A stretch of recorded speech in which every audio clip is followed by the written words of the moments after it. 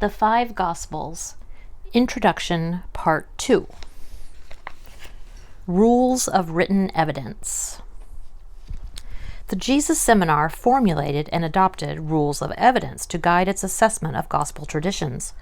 Rules of evidence are standards by which evidence is presented and evaluated in a court of law. A standard is a measure or test of the reliability of certain kinds of information. More than 2 centuries of biblical scholarship have produced a significant array of rules or criteria for judging the reliability of the evidence offered by the Gospels, which are, after all, reports of what Jesus did and said. The evidence provided by the written Gospels is hearsay evidence. Hearsay evidence is second-hand evidence. In the case of the Gospels, the evangelists are all reporting stories and sayings related to them by intermediate parties. None of them was an ear or eyewitness of the words and events he records. Indeed, the information may have passed through several parties on its way to the authors of the first written Gospels. Those initial transmitters of tradition are, of course, anonymous. They cannot speak for themselves, and we cannot interrogate them about the source of their reports. We don't even know who they were. The authors of the written Gospels are also anonymous. The names assigned to the Gospels are pious fictions. Figure 8 sketches how the Gospels got their names, page 20. Because the evidence offered by the Gospels is hearsay evidence, scholars must be extremely cautious in taking the data at face value.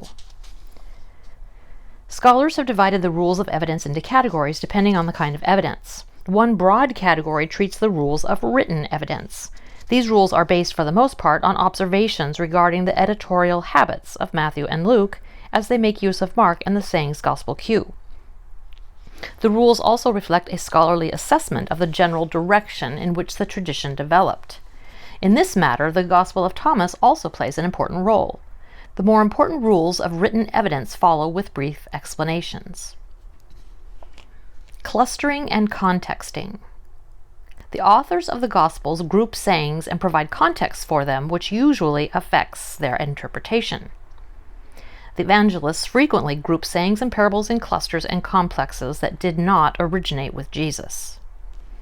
As it develops, the gospel tradition tends to group sayings and parables into simple clusters at the oral stage, and then into more extended complexes in the written stage.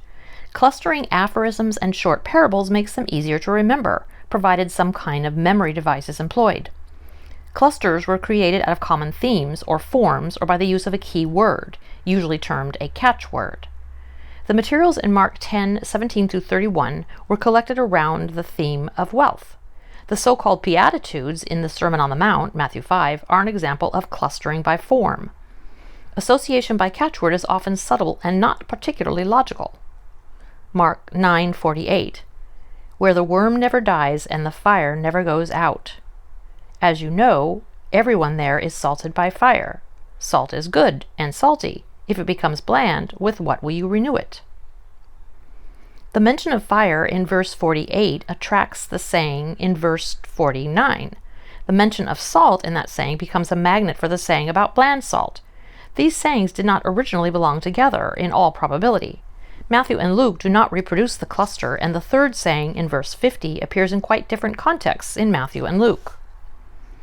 Grouping sayings and parables in clusters is a way of controlling the interpretation. Luke collects 3 lost parables in chapter 15, the lost sheep, the lost coin, and the lost son, the prodigal. Luke thereby indicates that he understands the 3 parables in a comparable way. The tendency to cluster and compound often obscures the original sense of particular sayings or parables.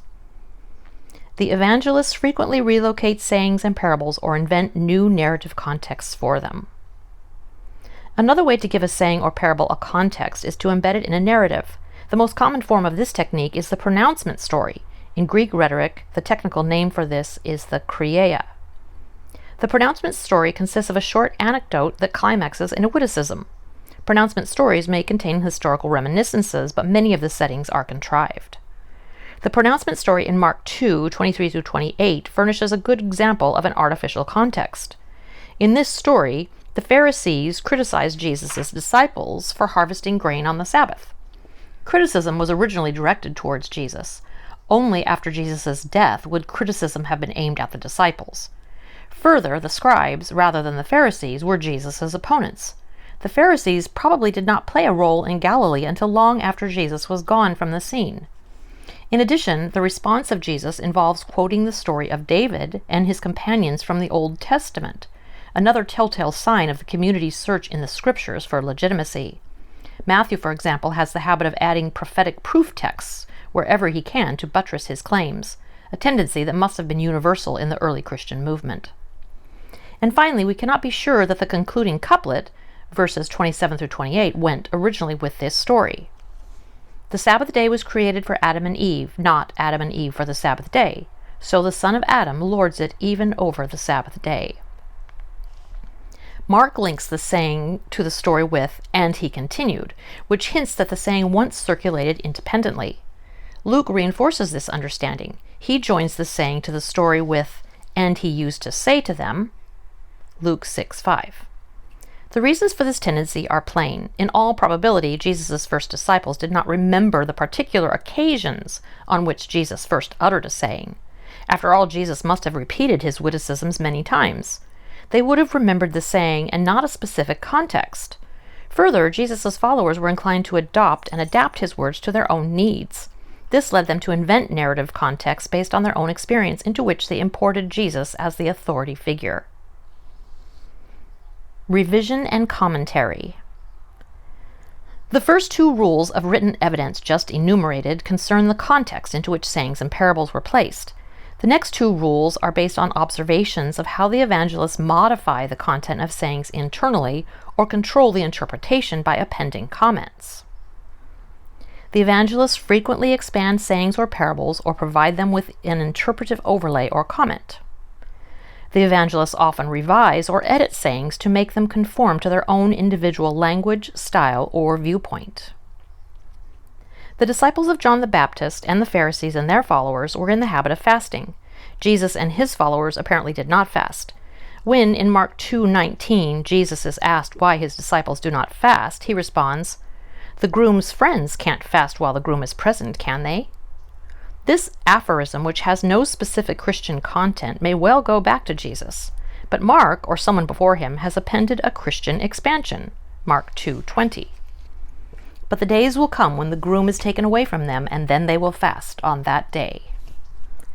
The addition justifies the Christian renewal of the Jewish practice of fasting, even though Jesus and his disciples did not fast. Mark created the collection of parables and sayings found in Mark 4:1-34. The principal ingredient around which the collection was made is the parable of the sower, 4:3-8. This parable, according to the editorial frame Mark has given it, holds the secret of God's imperial rule, which Jesus must explain to his disciples in private, 4:10-12. In other words, the disciples are privileged listeners. They alone understand what Jesus is talking about. This technique, public teaching, private explanation, plays a prominent role in Mark. Both the technique and the theme are Markan creations. Scholars therefore conclude that 4:11-12 was composed by Mark to articulate his theory and put it on the lips of Jesus. It follows that the allegorical interpretation of the sower is also the work of Mark, 4:13-20. It is supposed to reveal the secret to those inside. It is difficult to determine just what the secret was. Because the parables and sayings of Jesus are hard to understand, according to Mark, the author keeps admonishing the reader to pay attention and to listen. "Anyone here with 2 good ears had better listen," Mark 4:9, and often. These are but 2 examples of how the evangelists amplify and revise and edit sayings material in order to make the words of Jesus conform to their own themes. Hundreds of other examples will be found in the Gospels. False attribution. The followers of Jesus borrowed freely from common wisdom and coined their own sayings and parables, which they then attributed to Jesus.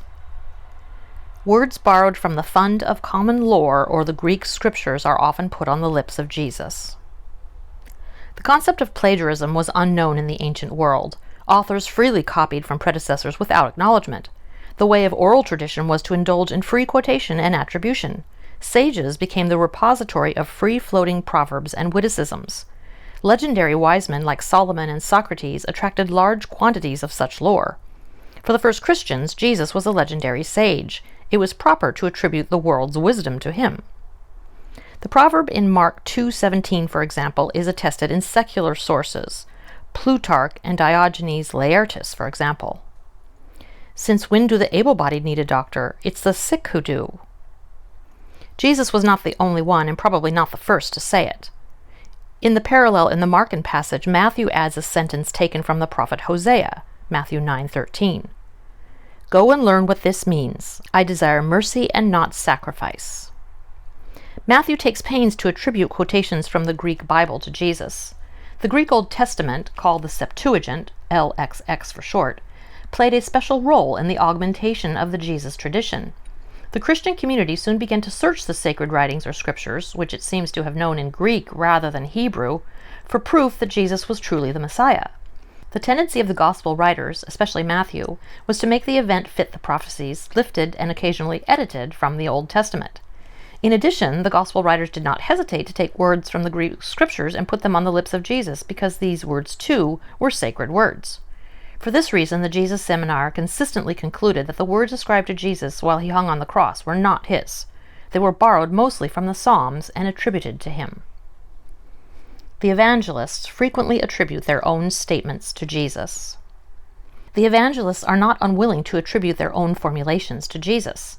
In Mark 1:15, for example, the evangelist summarizes in his own words what he takes to be Jesus' proclamation. The time is up. God's imperial rule is closing in. Change your ways and put your trust in the good news. The analysis of this statement indicates that the language belongs to Mark. Luke puts his own outline of the advancement of the gospel, the one he uses as the outline of his gospel and the book of Acts, on the lips of Jesus in Luke 24:46-49. Both these passages, along with many others, were composed in language typical of the individual evangelist, but attributed to Jesus. Difficult sayings. The Christian community had to struggle with harsh, or hard, sayings to make them useful for daily living. Hard sayings are frequently softened in the process of transmission to adapt them to the conditions of daily living.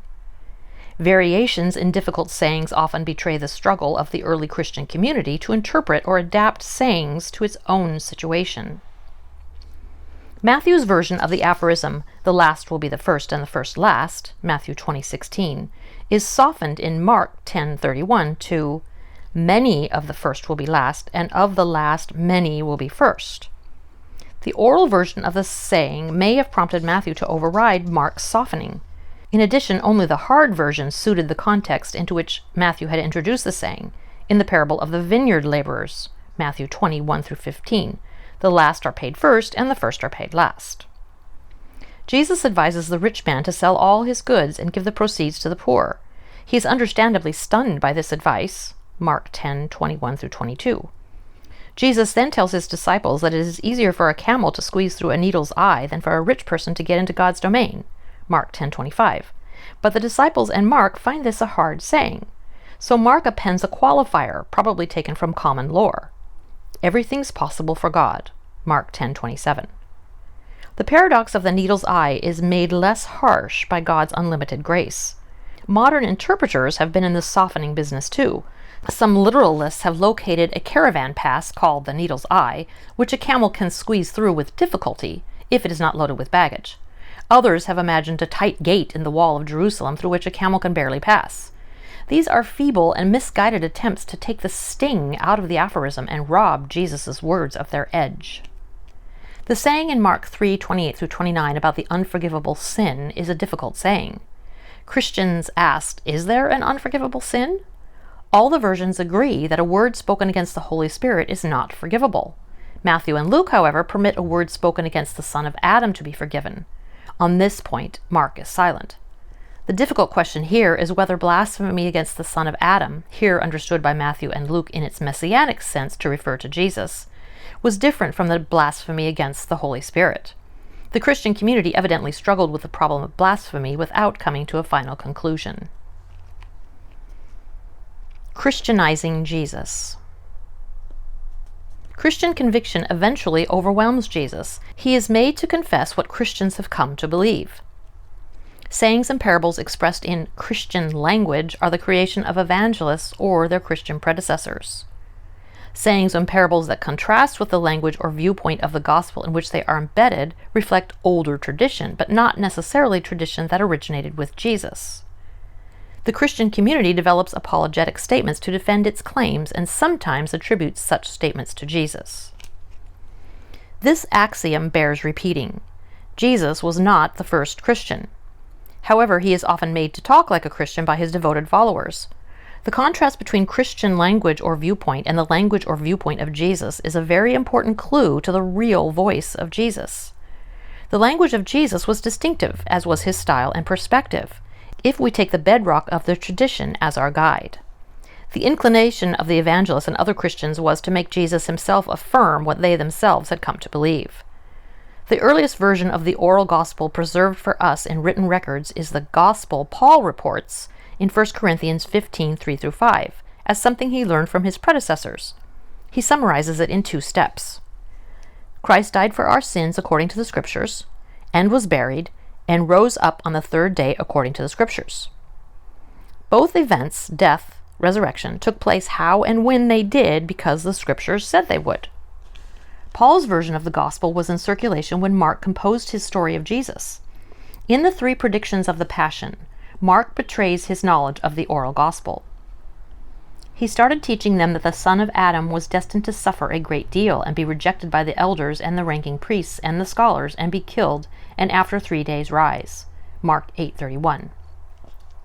The son of Adam is being turned over to his enemies, and they will end up killing him, and 3 days after he is killed, he will rise. Mark 9:31. The son of Adam will be turned over to the ranking priests and the scholars, and they will sentence him to death, and turn him over to foreigners, and they will make fun of him, and spit on him, and flog him, and put him to death. Yet after 3 days he will rise. Mark 10:33. These formulations of Mark indicate that he knew the oral gospel quoted by Paul. Both versions are composed in Christian terminology. Mark attributes his version to Jesus. Sayings and narratives that reflect knowledge of events that took place after Jesus' death are the creation of the evangelists or the oral tradition before them. The sayings attributed to Jesus in the Little Apocalypse, Mark 13:5-37, occasionally reflect events that took place after Jesus' death. The advice to the disciples to look out for themselves because they will be beaten in synagogues and hauled up before governors and kings, Mark 13:9, reflects the events that took place beginning with the Apostle Paul.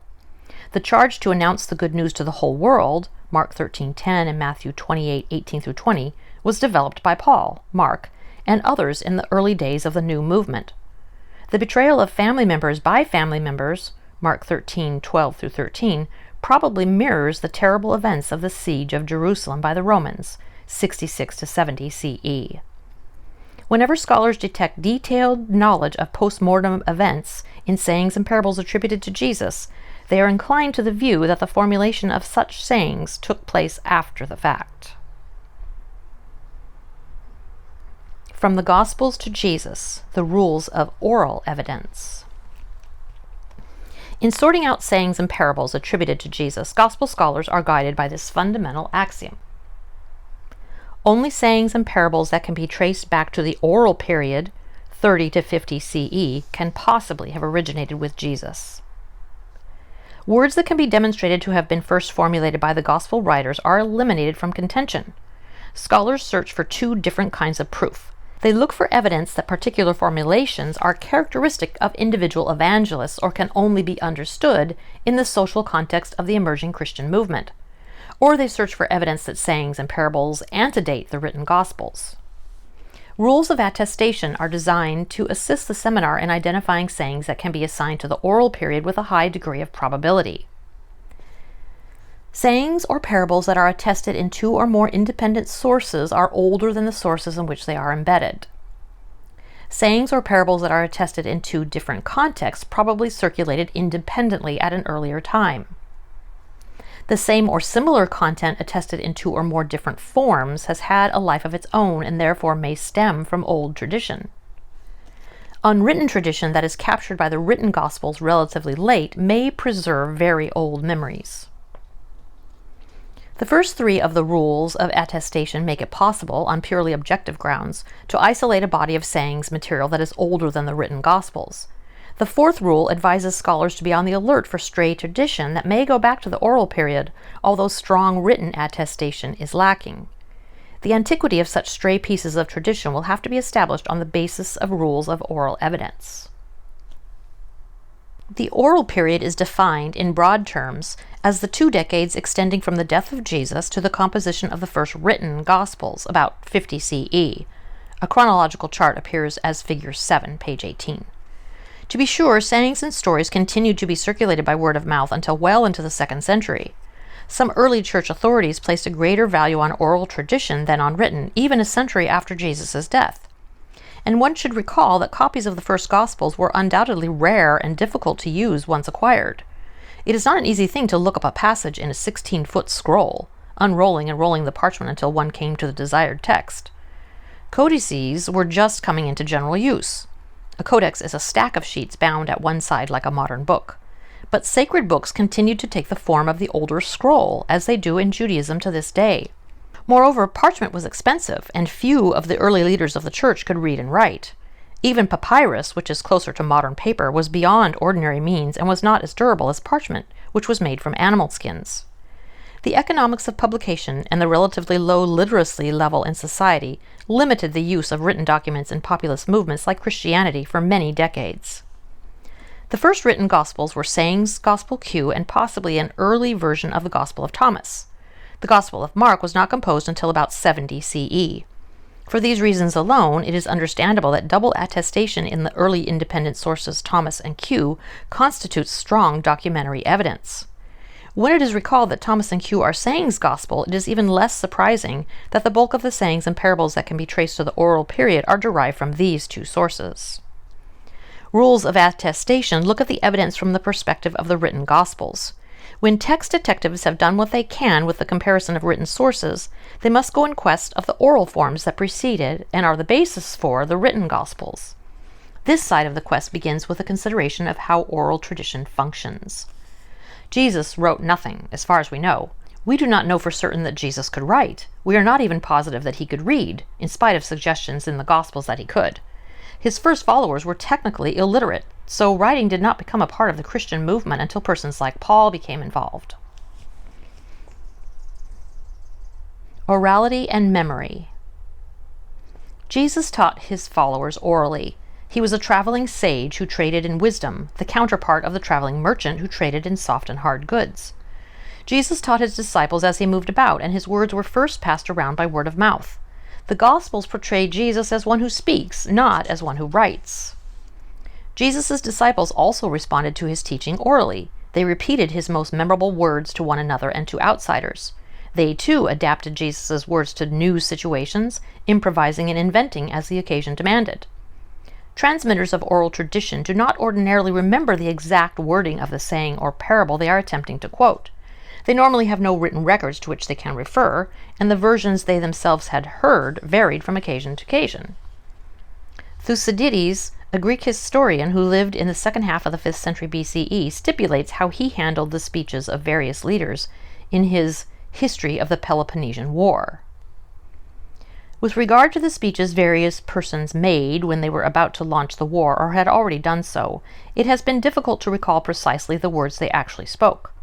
This is the case whether they were speeches I myself heard, or whether they were words reported to me from other sources. As a consequence, the various speakers were made to say what was appropriate, as it seemed to me, to the subject, although I attempted to stick as close as possible in every case to the general scope of the speech. History of the Peloponnesian War, 1:22-1. Passing oral lore along is much like telling and retelling a joke. We can perhaps recall the organization of the joke, along with most or all of the punchline, but we rarely remember and retell it precisely as we heard it the first time, or even as we ourselves told it on previous occasions. Oscar Wilde is reported to have remarked, "People would not worry so much about what others think of them if they realized how little they did."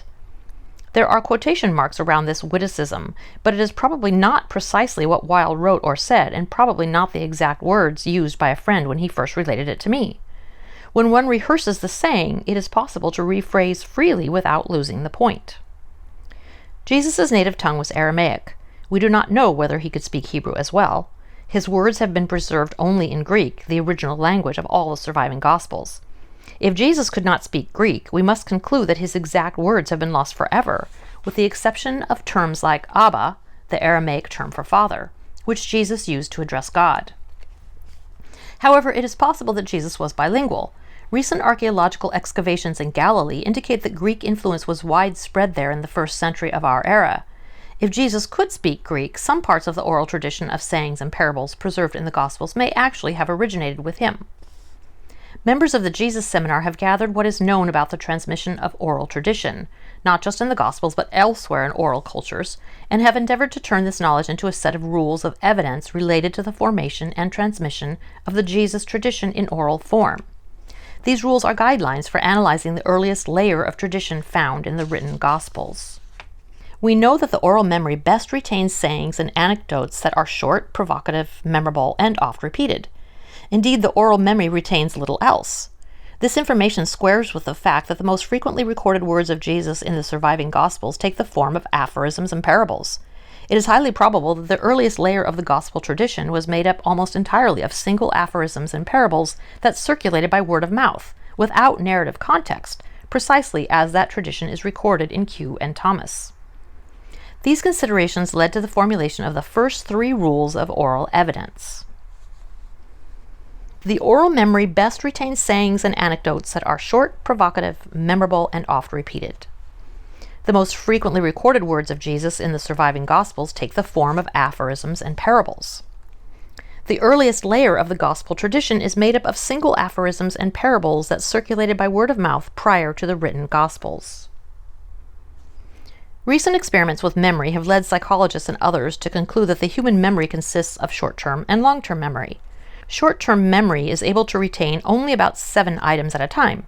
Beyond that point, items in short-term memory must either be transferred to long-term memory or those contents are lost.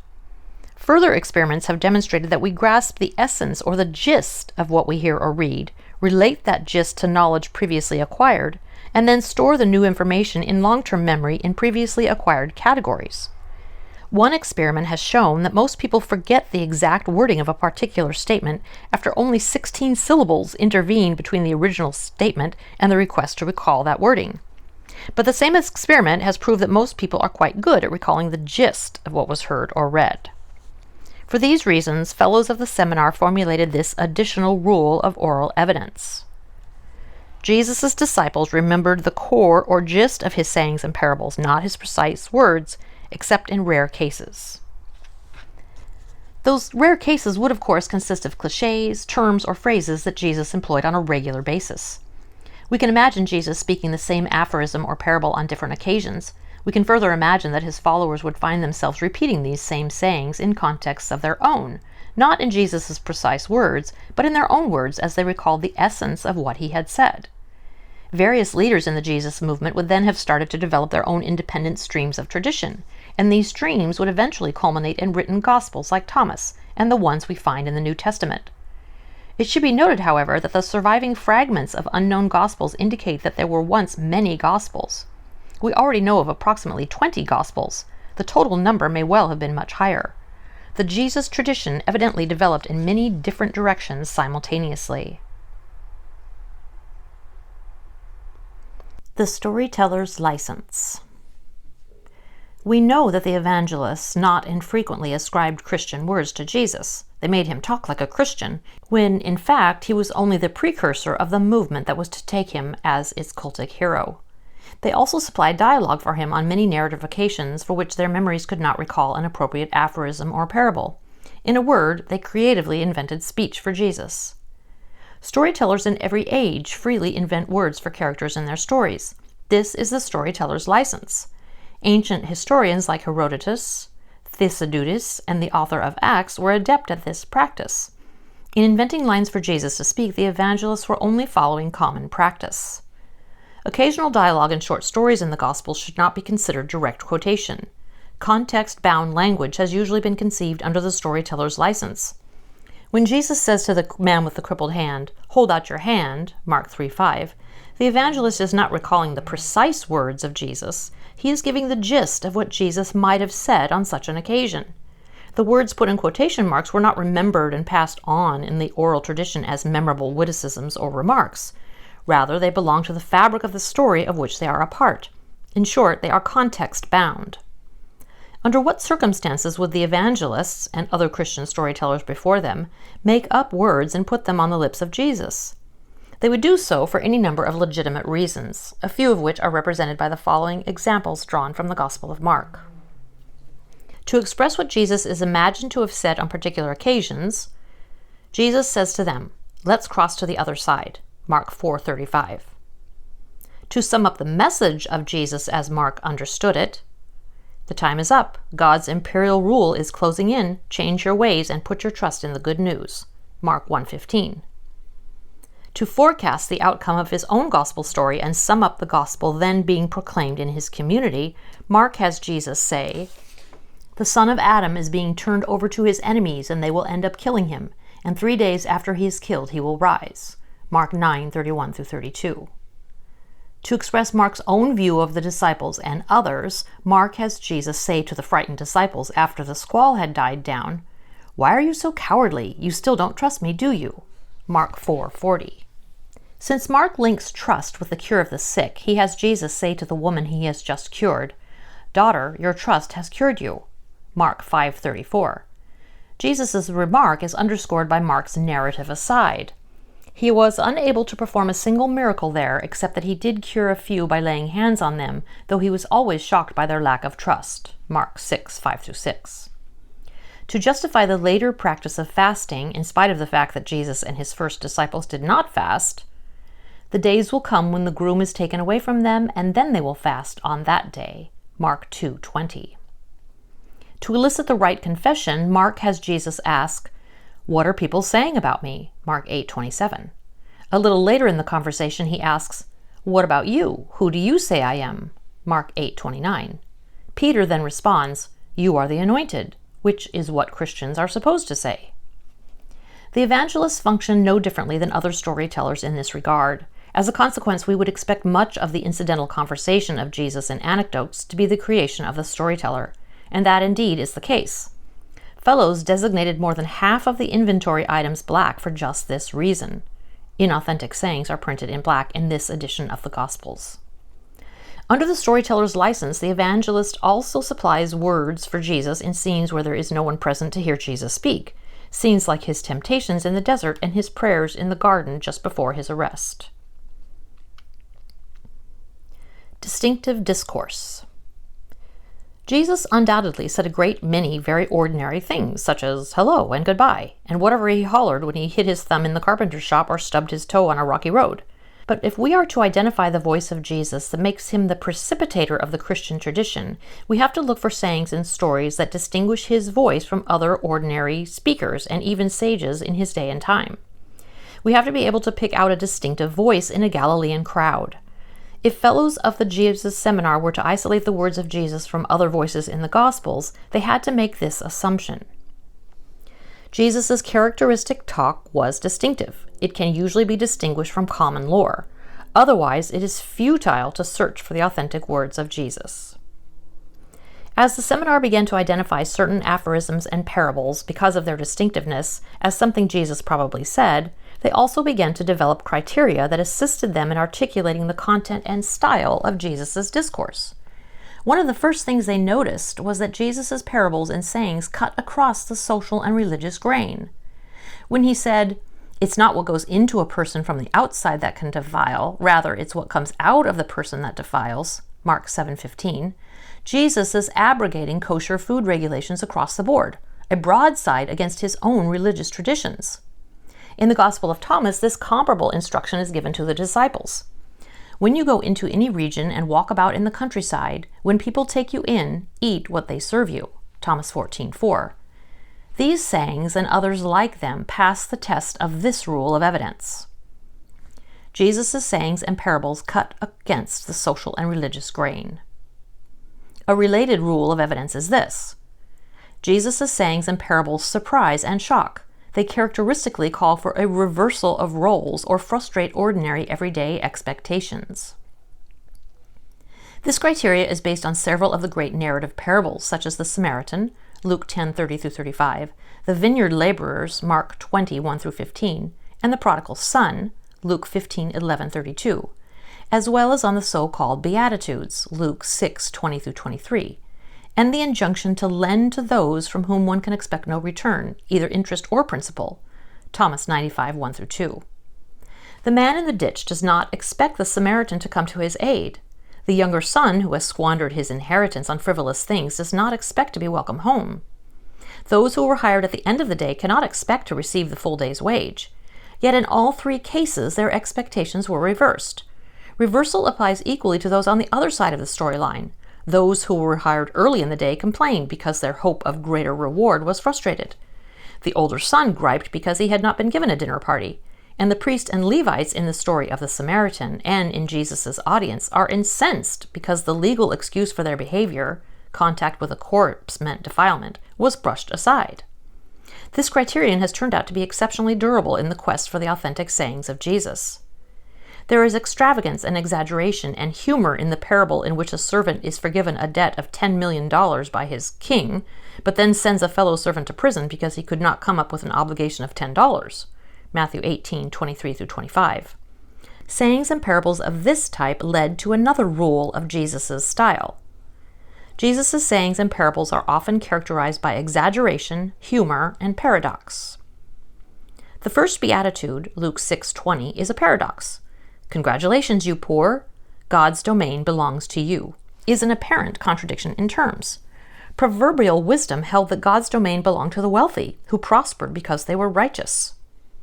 Love your enemies is also a paradox. Enemies that are loved are no longer enemies. Jesus' figures of speech are drawn from the ordinary, everyday world. A master calling his steward to account, a dinner party, a harvest of grapes, leaven causing dough to rise, the lowly mustard weed, the need for daily bread, and the like. Yet these images may represent only what folk take to be typical. Younger sons are regularly prodigal, aren't they? Village idlers never seek work, do they? The rich are completely indifferent to the needs of others, aren't they? Listeners nod their heads in silent agreement at these caricatures. These everyday images, as Jesus presents them, however, arrest the listener by their vividness and strangeness. The leaven is surprisingly employed as a figure for the holy, whereas leaven was customarily regarded as a symbol for corruption and evil. Everyone in the parable of the dinner party refuses the invitation. The mustard weed pokes fun at the mighty cedar of Lebanon, the symbol of Israel's greatness and power. The listener cannot fail to be struck by the surprising twist, the odd image, or the inverted symbol in these stories. These features led the fellows to formulate a further rule of Jesus' style. Jesus' images are concrete and vivid, his sayings and parables customarily metaphorical and without explicit application. Jesus' audience undoubtedly clamored for explanations, for conclusions, for explicit instructions. In return, Jesus gave them more questions, more stories with unclear references, more responses that waffle. Pay the emperor whatever belongs to the emperor, and pay God whatever belongs to God. Mark 12:17. The answer shifts the decision back onto his listeners. Jesus' style was to refuse to give straightforward answers. The laconic sage. 3 additional generalizations about Jesus' manner focus on his lack of assertiveness. Jesus does not, as a rule, initiate dialogue or debate, nor does he offer to cure people. Jesus rarely makes pronouncements or speaks about himself in the first person. Jesus makes no claim to be the anointed, the Messiah. Those who are being introduced into the world of biblical scholarship for the first time may find these rules of evidence puzzling. Why didn't Jesus initiate dialogue and debate with his critics? Why didn't he make claims for himself? The answers to these questions will make it evident why the findings of biblical scholars are experienced by many as erosive of naive faith. Like the cowboy hero of the American West, exemplified by Gary Cooper, the sage of the ancient Near East was laconic, slow to speech, a person of few words. The sage does not provoke encounters. The miracle worker does not hang out a shingle and advertise services. As a rule, the sage is self-effacing, modest, unostentatious. The prophet or holy man or woman does not initiate cures or exorcisms. This reticence is characteristic of both the Hebrew prophets, Elijah and Elisha, for example, and of a holy man like Apollonius of Tyana, a contemporary of Jesus, whose life is chronicled by Philostratus in the 2nd century. Those who seek help either petition in person or have someone petition for them. The holy man is often reluctant to give help even when asked.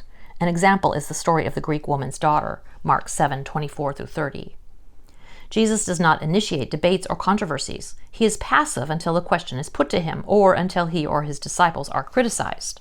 The rare stories in which Jesus begins the argument are thought to be creations of the storyteller. Jesus taught that the last will be first and the first will be last. He admonished his followers to be servants of everyone. He urged humility as the cardinal virtue by both word and example.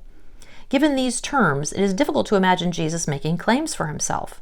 I am the Son of God, I am the expected one, the anointed, unless, of course, he thought that nothing he said applied to himself.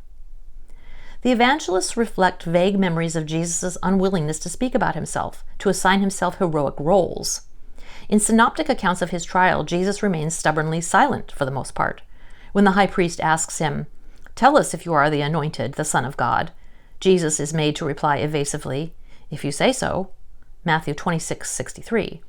The Greek phrase is ambiguous. It means something like, "You said it, I didn't," or "The words are yours." In the parallel passage in Mark, Jesus replies assertively, "I am," Mark 14:62. The Christian inclination to put its own affirmations on the lips of Jesus here overrides the distant memory that Jesus did not make such claims on his own behalf. The Apostle Paul, writing in the 50s of the first century, admonishes the Philippians, "You should humbly reckon others better than yourselves." Philippians 2:3. He then invokes Jesus as the model of what that means. Divine nature, Paul writes, citing an old hymn, was his from the first, yet he did not regard being equal with God something to expect, but counted himself as nothing and took the form of a slave. He assumed human likeness, appeared in human form, humbled himself, and in obedience accepted death, even death on a cross. Philippians 2:5-9. This hymn produced the doctrine of kenosis, the view that Christ emptied himself of his divine nature when he assumed human form. Doctrines of this order were designed by early theologians to guard against the docetic heresy, which denies that Christ was fully human. The orthodox position was to place equal weight on both halves of the Chalcedonian definition, fully God and fully man.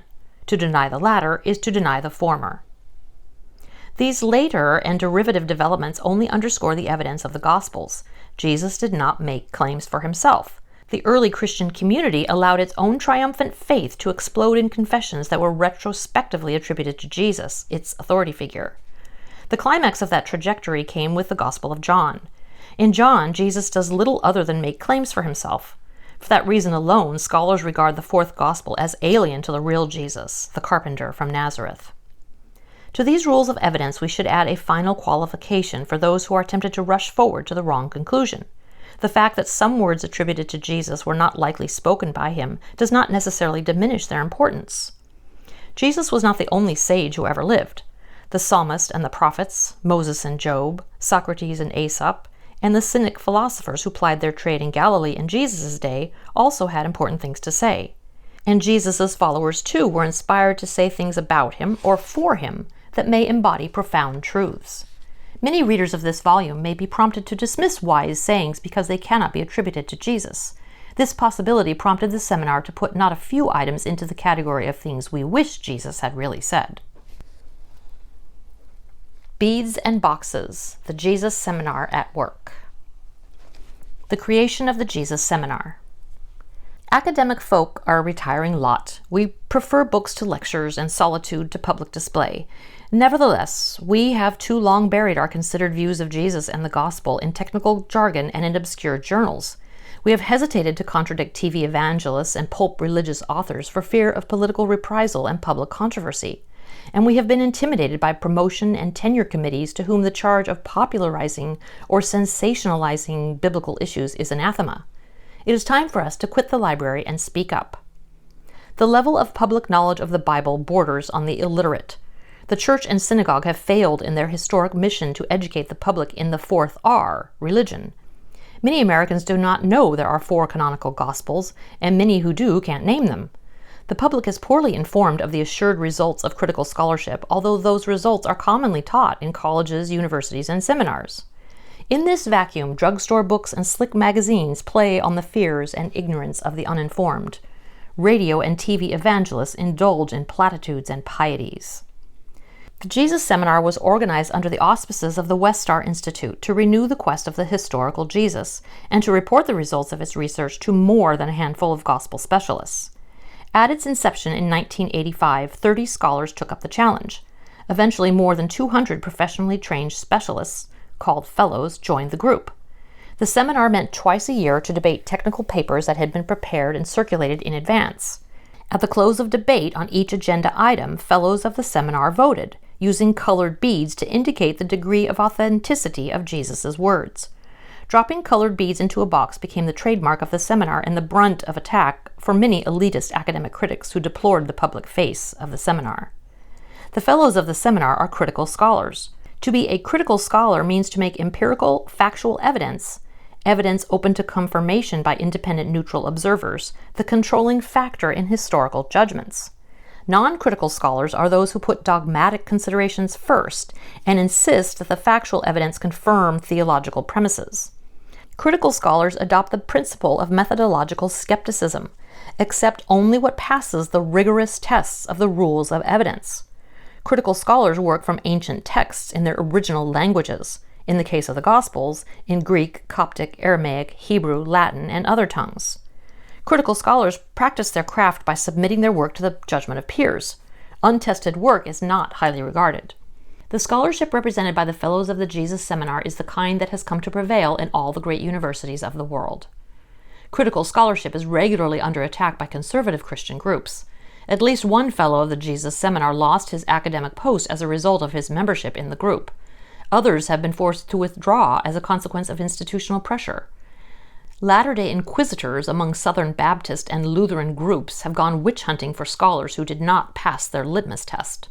Public attack on members of the seminar is commonplace, coming especially from those who lack academic credentials. The agenda of the Jesus Seminar.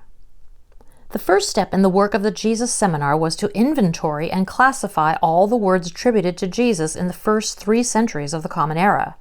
The Edict of Toleration issued by the Emperor Constantine in 313 CE was chosen as the cutoff point. With the Council of Nicaea in 325, the Orthodox party solidified its hold on the Christian tradition, and other wings of the Christian movement were choked off. The seminar collected more than 1,500 versions of approximately 500 items. It is often difficult to know how to count clusters of sayings and words embedded in longer narratives. The items were sorted into 4 categories: parables, aphorisms, dialogues, and stories containing words attributed to Jesus. The inventory covers all the surviving Gospels and reports from the period, not just the canonical Gospels. This was the rule the Fellows adopted. Canonical boundaries are irrelevant in critical assessments of the various sources of information about Jesus. They refused, in other words, to privilege the Gospels that came to be regarded as canonical by the Church. The seminar thus acted in accordance with the canons of historical inquiry. The goal of the seminar was to review each of the 1,500 items and determine which of them could be ascribed with a high degree of probability to Jesus. The items passing the test would be included in a database for determining who Jesus was. But the interpretation of the data was to be excluded from the agenda of the seminar and left to individual scholars working from their own perspectives. The seminar had to agree on 2 questions that established the course of its deliberations. It first had to decide how it would reach its decisions. It then had to determine how it would report the results to a broad public not familiar with the history of critical scholarship over the past 2 centuries and more. Voting was adopted after extended debate as the most efficient way of ascertaining whether a scholarly consensus existed on a given point. Committees creating a critical text of the Greek New Testament under the auspices of the United Bible Societies vote on whether to print this or that text and what variants to consign to notes. Translation committees, such as those that created the King James Version and the Revised Standard Version, vote in the course of their deliberations on which translation proposal to accept and which to reject. Voting does not, of course, determine the truth. Voting only indicates what the best judgment is of a significant number of scholars sitting around the table. It was deemed entirely consonant with the mission of the Jesus Seminar to decide whether, after careful review of the evidence, a particular saying or parable did or did not fairly represent the voice of the historical Jesus. The second agreement reached by the seminar at the beginning of its work, again only after agonizing review, was to create a critical red-letter edition of the Gospels as the vehicle of its public report. We could not readily report the exchange that regularly followed the presentation of technical papers. We required some shorthand and graphic model, one that could be understood at a glance by the casual reader. The model of the red letter edition suggested that the seminar should adopt one of two options in its votes. Either Jesus said it, or he did not say it. A vote recognizing the words as authentic would entail printing the items in red. A vote recognizing the words as inauthentic meant that they would be left in regular black print. Academics do not like simple choices. The seminar adopted 4 categories as a compromise with those who wanted more.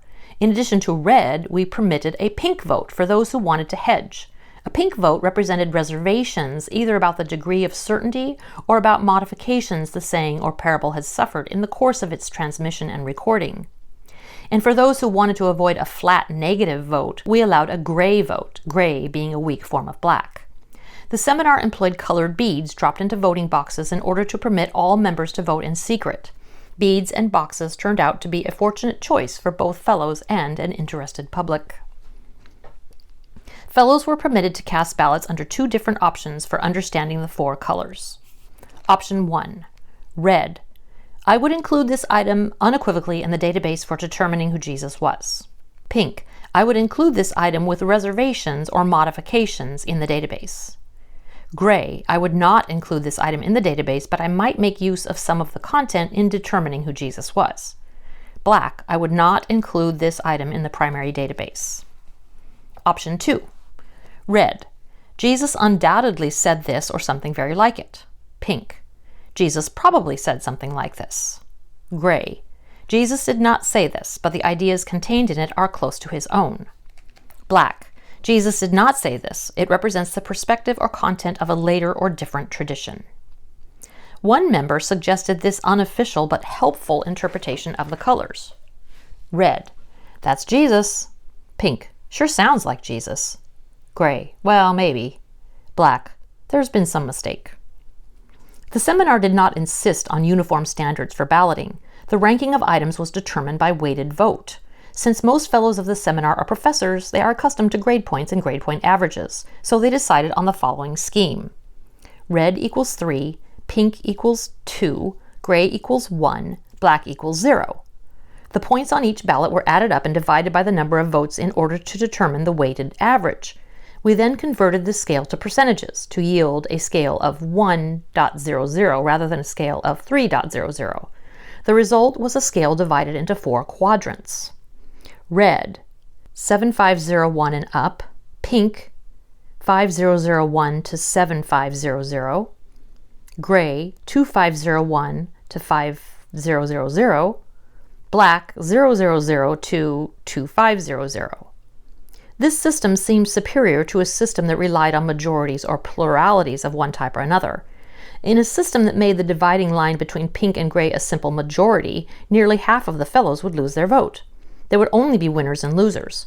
Under weighted averages, all votes would count in the averages. Black votes in particular could readily pull an average down, as students know who have one F along with several A's.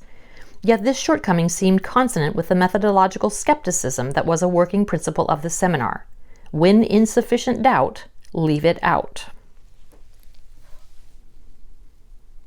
Red letter editions. Red letter editions of the New Testament apparently originated with Louis Klopsch around the turn of the century. Klopsch was born in Germany and was brought to the United States in 1854. He eventually became publisher of the American edition of the Christian Herald. The idea of a red letter edition struck Klopsch as he read the words of Luke 22:20. "This cup is the new covenant in my blood, which is poured out for you."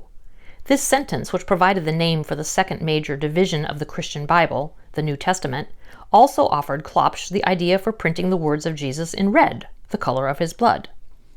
Publisher Klopsch invited scholars in America and Europe to submit passages they regarded as spoken by Christ while on earth. He thus convened the first Jesus seminar by mail and produced the first critical red letter edition.